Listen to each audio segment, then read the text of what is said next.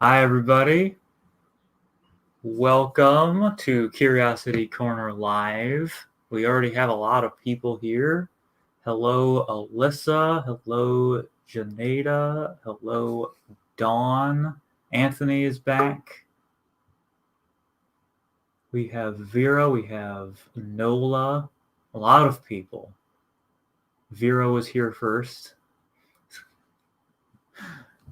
All right. Yeah, so every day. Oh, Sarah is here. Katarina is here. Every day at 10:30, we will bring you new science videos just like this. So if you've been here a couple times and you like checking out our content, definitely subscribe, because every day at 10:30 we will bring you new videos just like this one, all about pendulums. So yeah, my name is Andy. Bow ties are cool. I'm gonna rearrange my bow tie here so it's actually fully visible. Oh, hello, Oliver. We're going to talk about pendulums. First, we have to find out what a pendulum is. So, a pendulum is anything that has a weight and it's suspended by a rod or a string. And you can find pendulums all over. There's one right there in this clock. So, grandfather clocks or old clocks will have pendulums to help keep the time. And pendulums will swing. I have a couple pendulums here. Basically, pendulum is a swinging device. It's very simple. It's some pennies, about 6 pennies, on the weight of a at the end of a string. The pennies are the weight, and the string is the string. They usually call the weight the bob. And a pendulum will swing differently depending on how heavy that weight is and how long the string is. So I made this out of yarn, pennies, and tape. Very simple pendulum. So we can compare how a small weight, 1 penny, compares to about 6 pennies. I have a scale here. I have a little balance. So we can determine exactly how heavy each side of the pendulum is. So 1 penny, 3 grams, which means that 6 pennies, 6 pennies is roughly 16 grams. Each penny is a little different, but we can estimate that it's about 16 to 18 grams if we have 6 pennies. So we have 3 grams on one end, 16 grams on the other. Let's compare. So here's simple, short string, about half a foot long, 6 inches long, and we swing it like that. Pendulums need force to get going, and so we're using gravity. And we start for a certain height, and it swings for so long and then stops. So let's try the other side. And it's swinging. Using gravity. Gravity gets it moving. Newton's first law, of course, is an object at rest will stay at rest unless acted upon by an outside unbalanced force. And we need a force from gravity. And yes, this is live. If you can't tell from my clock up here, my clock says the current time. Okay. And also I'm able to interact with you one-on-one in real time. And yes, potential to kinetic energy. So there's potential energy. When I hold the weight like this, that potential energy is transformed into kinetic energy. And the pendulum swings. If you have a longer string, like this one's about a foot long, then you can get different results. So it takes longer for it to finish swinging because there's such a long string. It has a lot of potential energy. So this one just swings for a really long time because every time it swings up to a certain height and it gets more potential energy. So the longer the string you have, the more potential energy you can build up. It's physics. It's Newton's laws of motion and potential and kinetic energy, all with gravitational energy. So that's with the 6 pennies, about 16 grams. Let's compare it with the shorter, smaller weight. The smaller weight can't build up as much potential energy, and so it stops swinging sooner.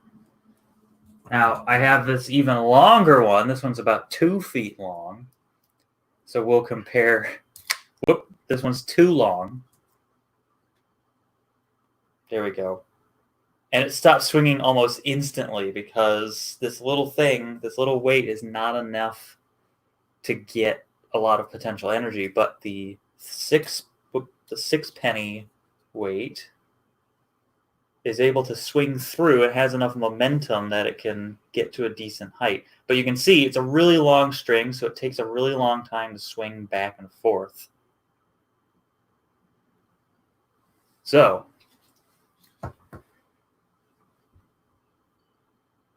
we're going to talk about how you can make your own pendulums at home. You can use anything.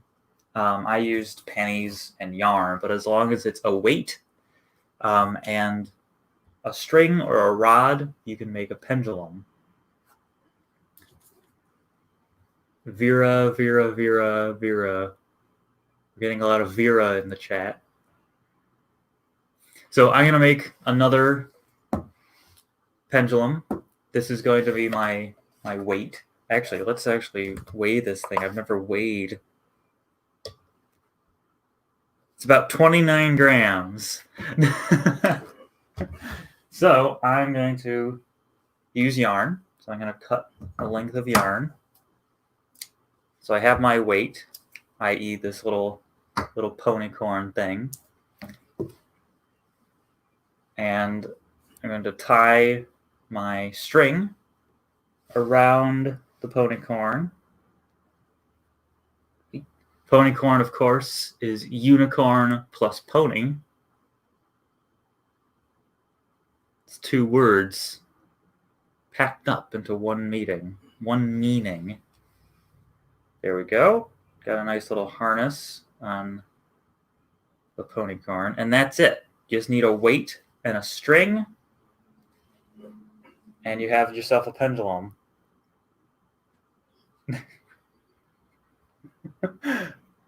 And because this is a pretty hefty weight, no offense, ponycorn, because it's about 30 grams, it's able to swing for quite some time. So there's one example of a pendulum that you can make at home. Anything attached to a string, and you can count how many swings it makes and compare to something that has a smaller weight or something that has a longer string. Glad you like that, Alyssa. You can also make a freestanding pendulum. So I have to hold the string if I want the ponycorn to swing. By the way, swings in playgrounds, those are also pendulums. There's also rides at amusement parks like Max Air at Cedar Point. That's a pendulum. This is also a pendulum. I have a bunch of craft sticks, some yarn, tape, and penny, and I was able to make this freestanding pendulum. All I have to do is get it started. It's a little unstable, so it starts wobbling back and forth. Oh, I appreciate that, Rubik's Squad.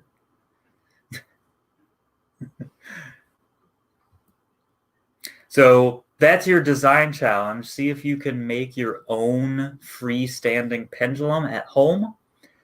See if you can make your own pendulums as well. You can use pretty much anything. I have this Cheerios box. You could cut that up into a frame if you don't have things like craft sticks or what have you.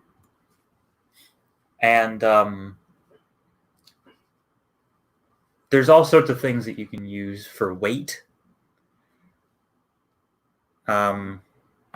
Lots of different options. So I want to see what you come up with. That's your design challenge for today. Design your own pendulum to try at home. And whatever you create, you can take pictures of it or even video and share those on social media with the hashtag StayCuriousCLE. So everybody how cool science is. You can also try a few different experiments. See if you can try to make something called a chaotic pendulum.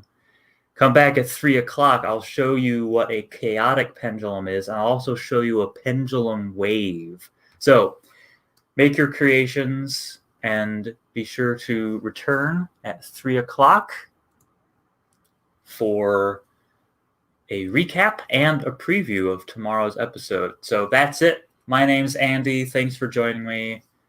Bow ties are cool. And